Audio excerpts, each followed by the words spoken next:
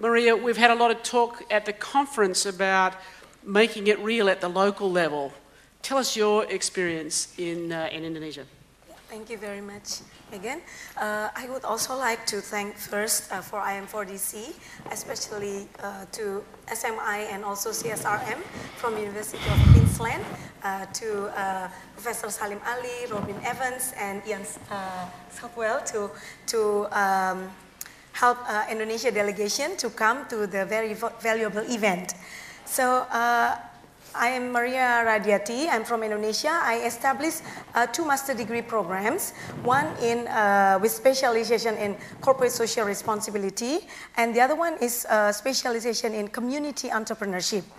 The priority issues in the mining industry in Indonesia is, first is local wisdom.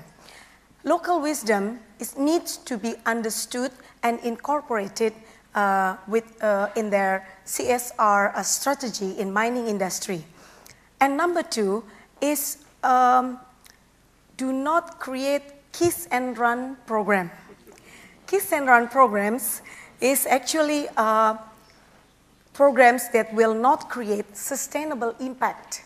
So it's not a sustainable program because it won't finish. It has to be sustainable impact that the company must create. So the reason why they create a kiss and run program is that because of their narrow understanding, narrow perception about CSR. CSR should be understood, for example, based on the guidance of social responsibility in ISO 26000, and it also encompasses the value chain of the business, which I call SIPOC, based on, from the supplier, input, process, output, and customer.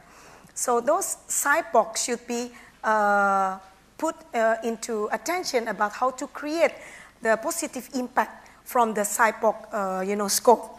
And then the reason number two is that companies do not measure the social return on investment from their CSR projects. So they only measure return on investment, we understand. But what about the social return on investment? They need to measure the impact that they have created to the community. And they also need to communicate the impact to the community as well as to the government. And then number three is that they do not facilitate or they do not build the capacity of the community to be able to organize themselves and then maintain the programs that have been created by the companies. So they won't make the company as the ATM machine, because every time they need something, they come to the company, they make proposals, and then one time it was successful, and then they will come again and again. So companies should help them by building their capacity to be able to manage themselves and then to maintain the program. So you imagine if, for example, one kiss and run program is to build a toilet with the company logo there. And then after a year, nobody maintained that. So, and then the company logo is there.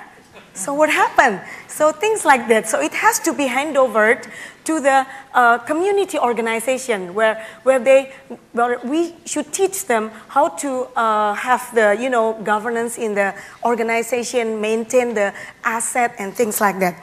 And number three is the importance of creating community enterprise. Creating community enterprise is important to build the dignity of the community. So most of the programs are, creating small, medium enterprises. But the thing is, it won't create social cohesion. Most of them creates envy amongst the small, medium entrepreneurs, But if you create community enterprise, then it will create social cohesion. So, Thank you very much, Maria. And Kiss and Run is already trending on Twitter as we speak. And the words capacity building, you probably could have checked them off your list over the last few days. But tell us what it really means for you. Tell us your story. Okay, yeah. I will continue some of the works that we've been doing up to this moment. I will continue facilitating private sector and community to help the private sector, to help the community build community enterprise. And then I also want to continue our work in making guidance related to CSR or social responsibility based on ISO 26000, where the companies will understand how to build a community enterprise and then how to measure the impact, for example, by using social return on investment. And also now together with CSRM from University of Queensland, we would like to develop more curriculums to help companies to do capacity building, but we will emphasize on the pre-academic curriculum, which is practical and academic curriculum. Fantastic. Yes.